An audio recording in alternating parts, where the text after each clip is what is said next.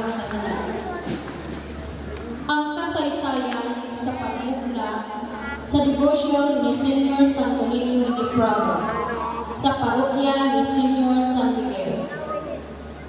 Usab ka pamilya ang itahasan sa pagpapailang sa debosyon ni Senior Santo Niño de Praga. Pinaagi sa usang dakong problema nga gipasinati sa maong pamilya. 5 ang ilang anak. Ug ang ikaupat, gigamit sa Ginoo nga instrumento. Ang dili matugkad nga gahom sa Dios, ipakailak nato sa mga katawhan.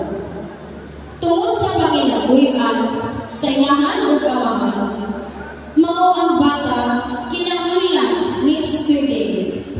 Adlaw, batol, o sa gabi, i-breastfeed. Apan, ang problema kay ang bata, dili kini makalibang. Sulod sa tulong katuig, nag-antos ang mga iniganan. Kay ang bata, kaduhang kabisis na atlet sa ospital, tungod kay pumapot upat nato sa 5 kaadlaw, ang bata hilatan o mag-convulsion. Tungod kay dili kini makalibang. 5 ospital ang naadlitan, apan kawang ang tanan.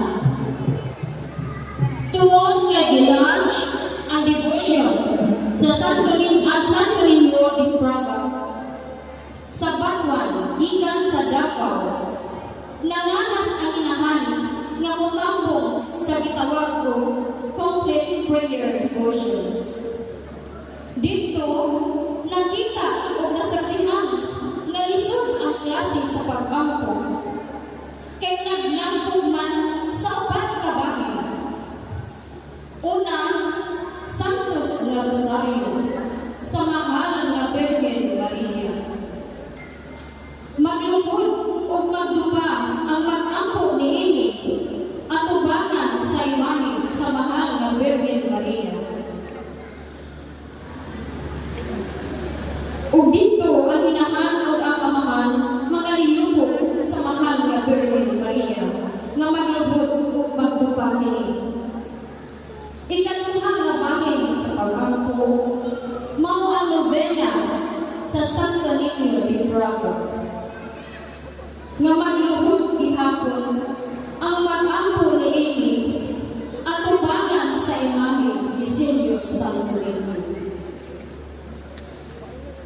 Ikatulong bahin, mao ang pagnovena sa Santo Niño de Praga ug ang pag-ampo sa Rosario sa kasamtan. Nga ang mag-ampo ni Ini maglungkod o magdupa sa hataas nga ibil.